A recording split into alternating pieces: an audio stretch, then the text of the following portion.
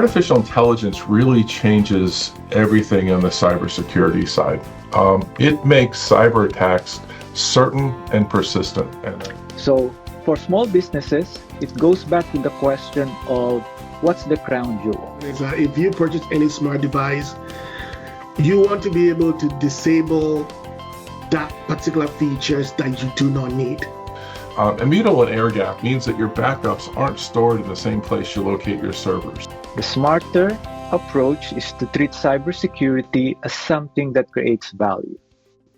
We know that IoT devices are useful attack vectors, and in some cases, they're being used for surveillance. So we're not really protecting those devices anymore. We're protecting the users and their identities and the credentials they have to multiple systems.